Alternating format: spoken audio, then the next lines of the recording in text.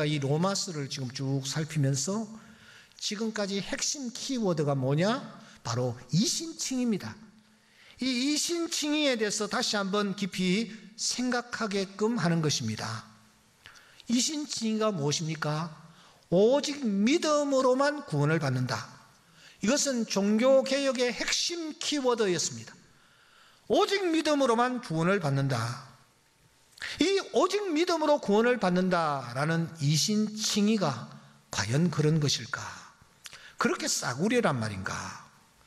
자신이 지은 죄를 가볍게 떨쳐버릴 수 있는 요술지팡이란 말인가? 우리가 어떤 죄를 지어도 무조건 다 용서받으니까 걱정할 필요가 전혀 없다고 위안을 안겨주며, 나아가 우리로 하여금 생각 없이 겁도 없이 더 쉽게 죄를 짓도록 만드는 그런 값싼 복음일까? 과연 믿기만 하면 그 이후에는 내 마음대로 살고 내 마음대로 행동을 해도 된다라는 것일까? 이런 근본적인 질문 앞에 오늘 우리 모두를 세웁니다.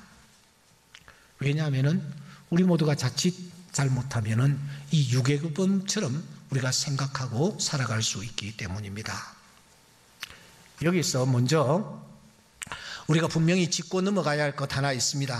그것은 율법의 행위로 구원을 얻을 육체는 단 한 사람도 없다라는 사실입니다. 이것을 증명하기 위해서 바울은 아브라함을 현장에 불러냈고요, 다윗도 청문회에 세웠습니다. 그리고서는 아브라함도 다윗도 너희들이 존경하는 이 위대한 믿음의 조상들도 예외일 수 없음을 바울은 천명하는 것입니다. 믿음의 조상 아브라함도 하늘의 별이 된 다윗도 저들의 의로운 행위로 구원을 받은 것이 아니라는 것을 우리는 분명하게 정리를 해야만 합니다. 그러면 오늘 우리가 어떻게 구원을 받는가 하는 문제죠. 성경은 이 부분에 대하여 아주 분명하고 단호하게 선언을 합니다. 오직 의인은 믿음으로 말미암아 살리라. 그렇습니다. 우리가 구원받는 유일한 길은 믿음입니다. 예수 그리스도를 믿는 믿음입니다. 믿음뿐입니다. 그래서 바울은 갈라디아서 5장 6절 말씀에서 그리스도 예수 안에서는 할례나 무할례나 다 효력이 없다.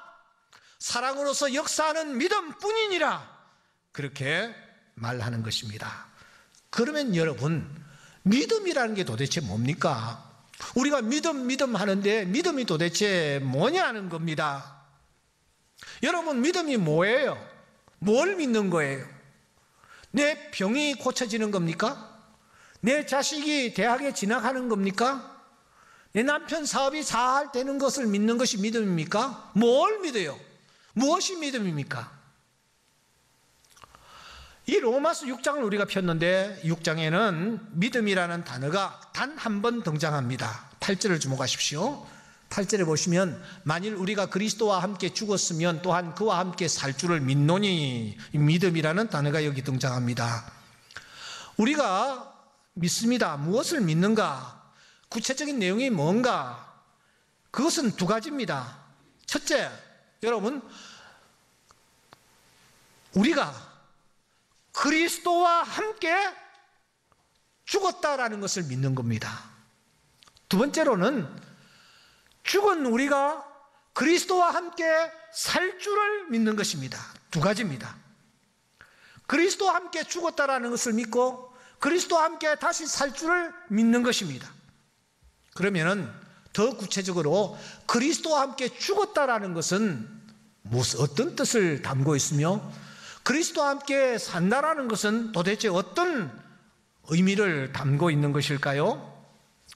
이런 의문을 가지고 본문을 찬찬히 들여다보면 드디어 11절에 독특한 단어 하나가 눈에 들어옵니다.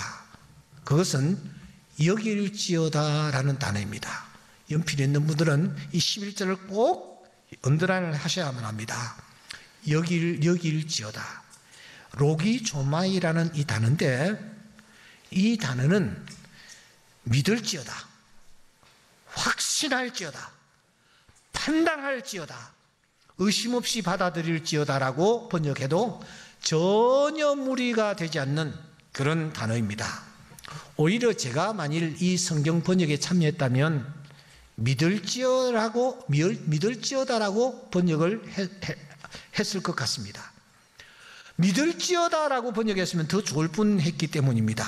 왜냐하면은 여러분 본문을 보세요. 바울은 이 11절에 와서 8절을 주의하고 있습니다.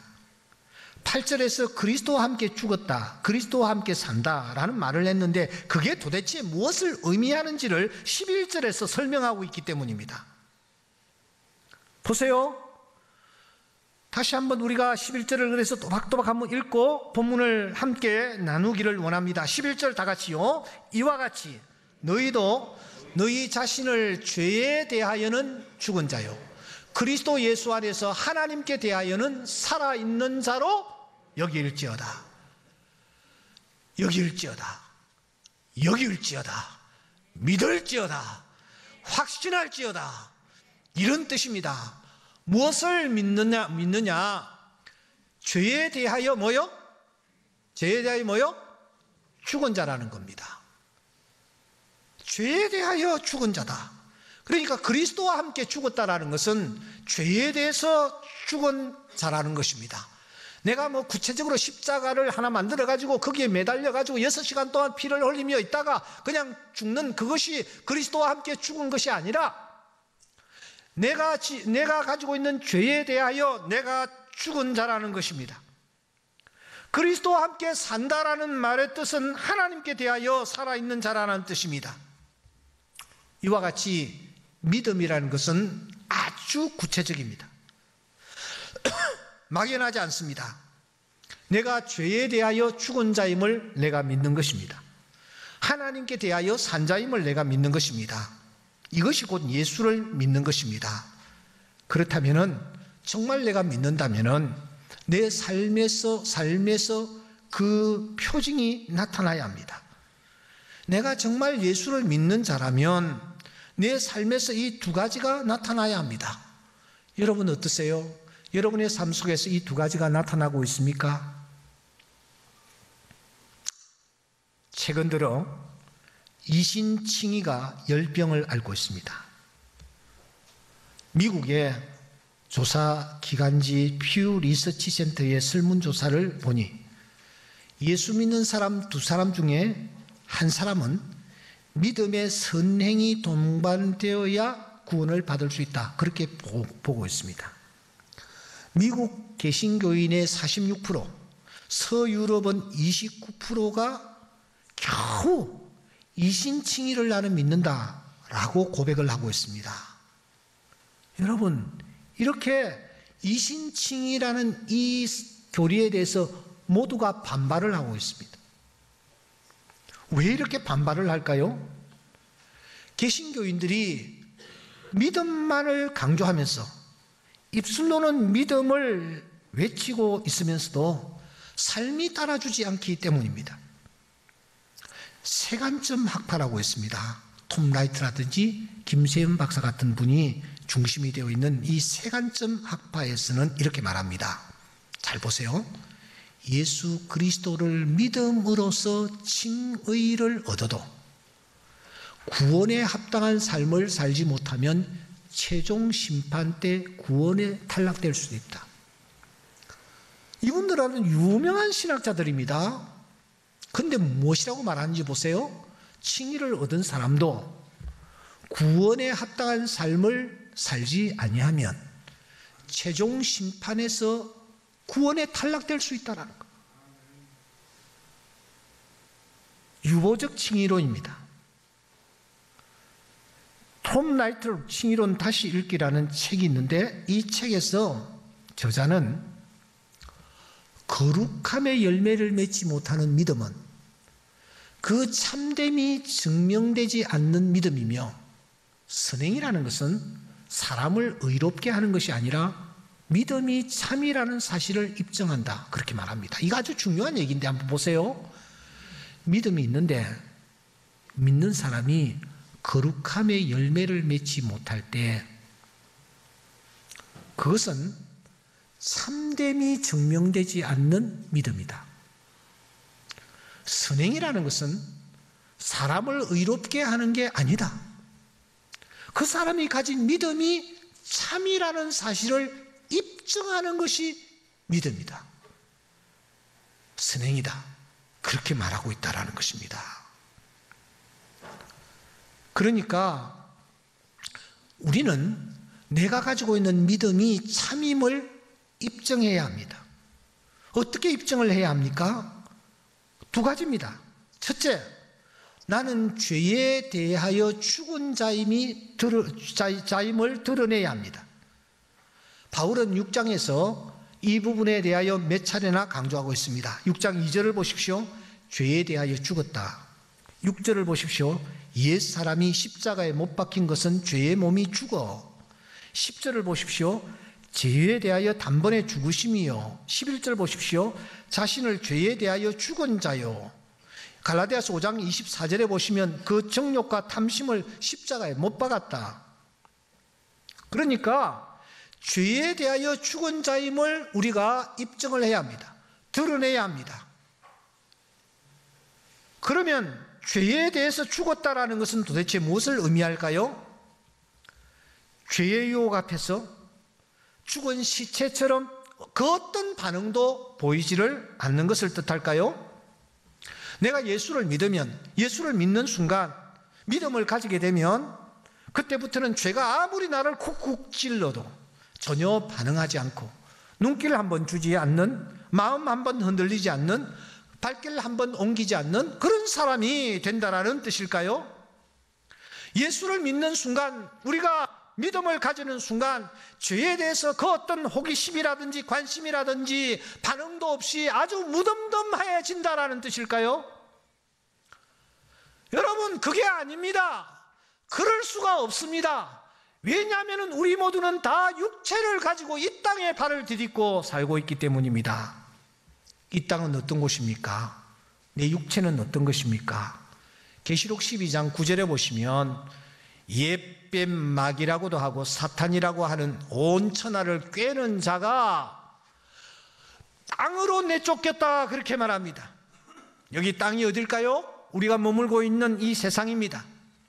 더 구체적으로 12절에 보시면 그러나 땅과 바다는 화 있을진저 이는 마귀가 자기 때가 얼마 남지 않은 줄을 알므로 크게 분내어 너희에게로 내려갔음이니라 하더라. 사탄이 이 땅, 오늘 우리 곁에, 육체를 입은 우리 곁에 내려왔습니다. 이 사탄의 별명은 온 천하를 꿰는 자입니다. 이 사탄이 무엇으로 우리를 깹니까? 미혹합니까? 죄라는 무기를 가지고 오늘 우리를 유혹합니다.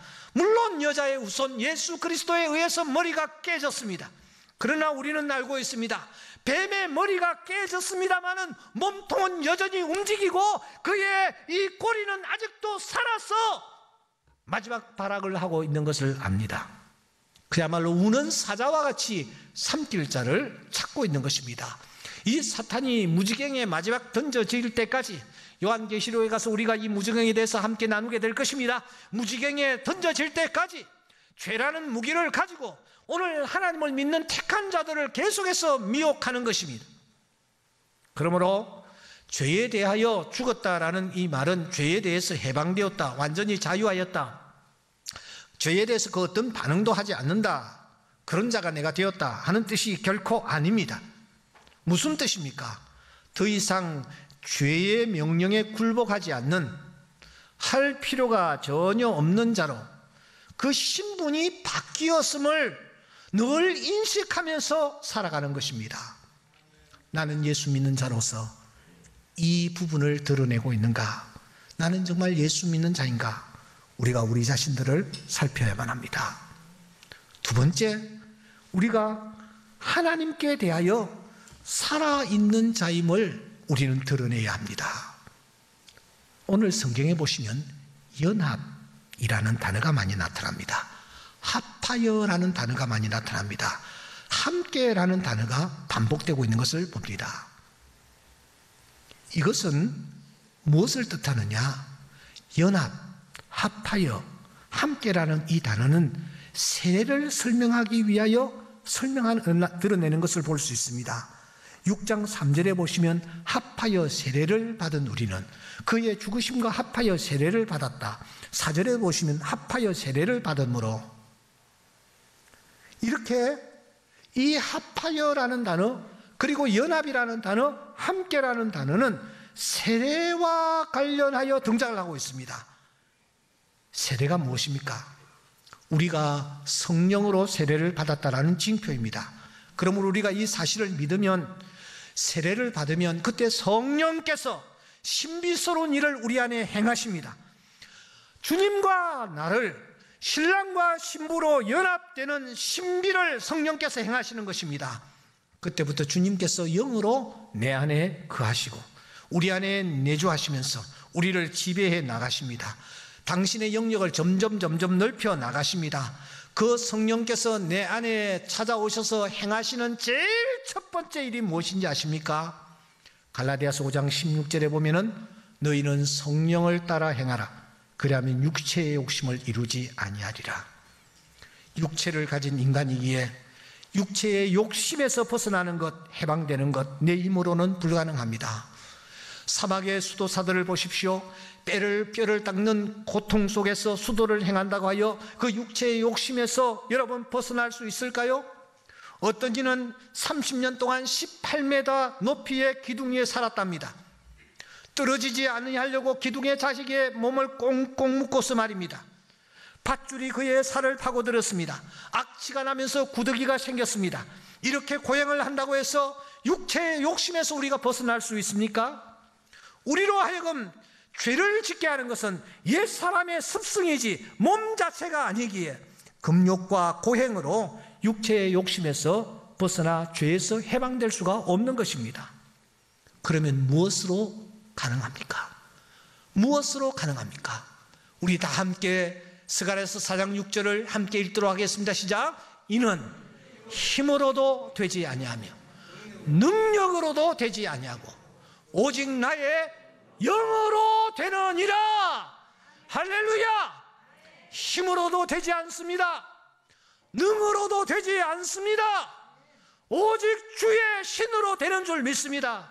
주의 영으로 되는 줄 믿습니다.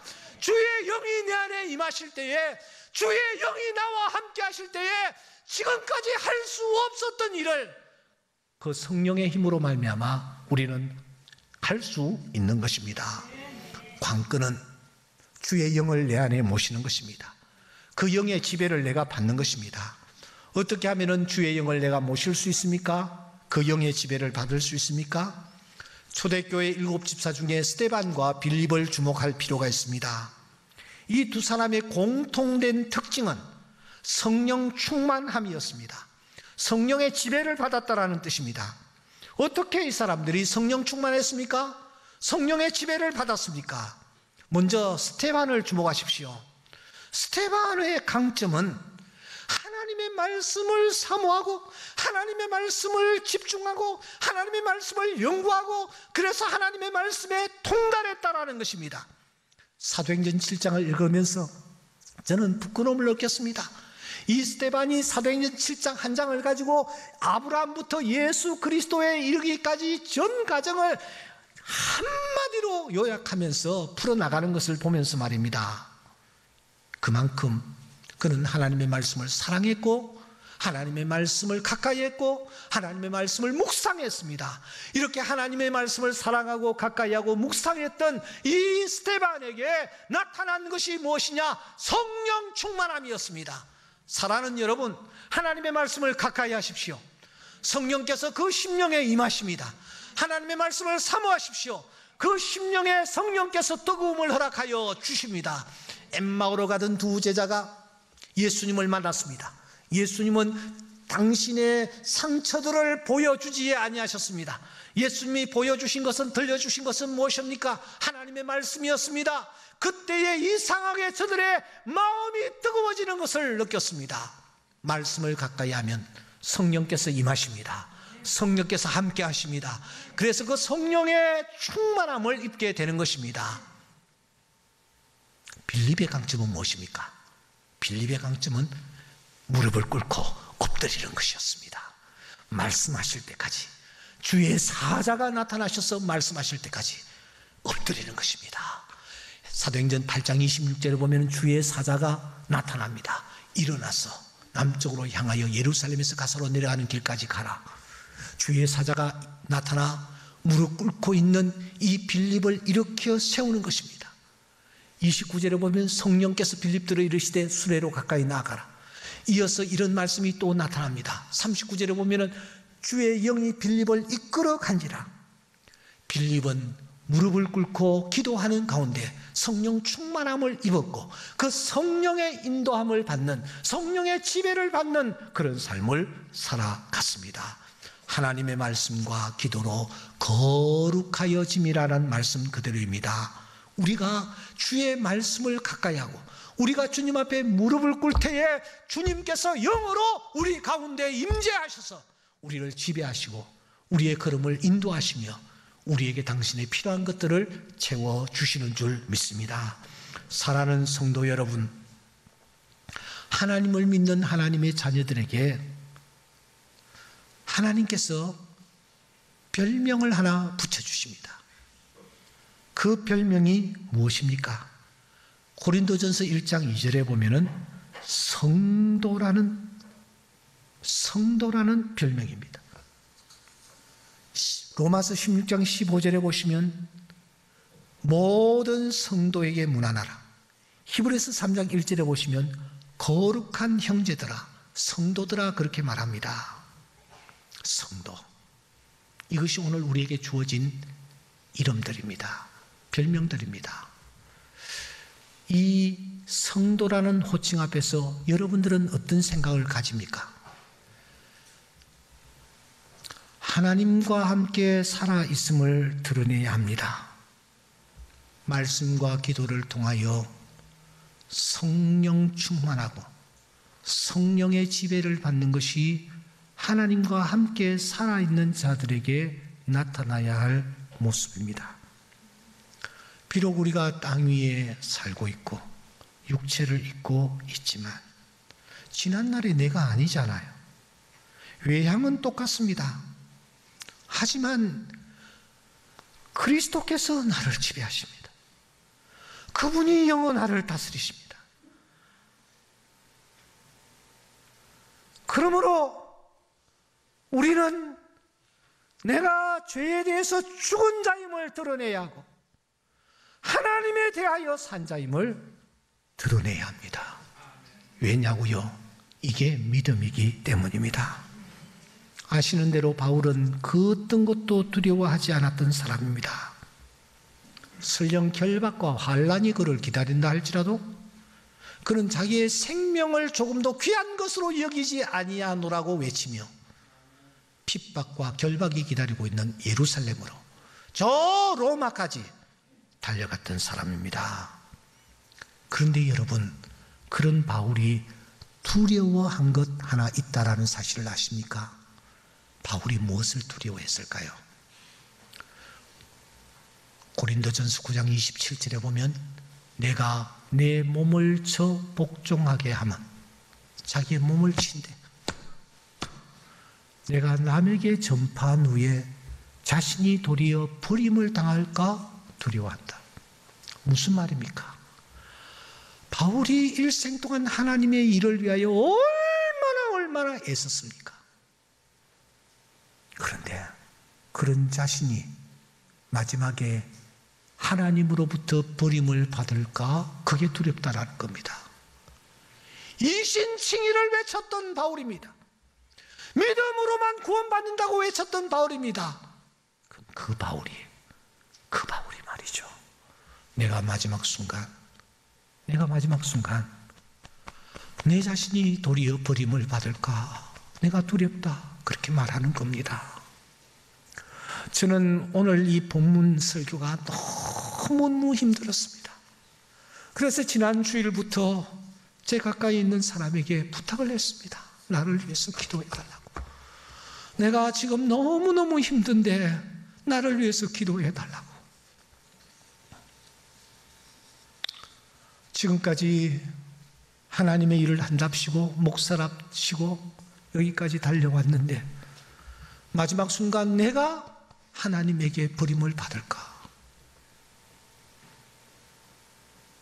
누구든지 죄의 종임을 드러내지 아니하고 하나님과 함께 살아있는 것을 드러내지 아니하면 그 사람은 구원받을 수 없습니다. 왜냐고요? 참 믿음을 가지고 있지 않았기 때문입니다. 말씀을 정리하겠습니다. 나는 어떠합니까? 나의 믿음은 어떠합니까? 나는 죄의 종이 아니라는 것을 드러내고 있습니까? 나는 지금 하나님과 함께 살아가는 자임을 드러내고 있습니까? 이것만이 참된 믿음을 기억하고 우리 자신을 점검해보는 귀한 시간 될 수 있기를 주의 이름으로 축원합니다.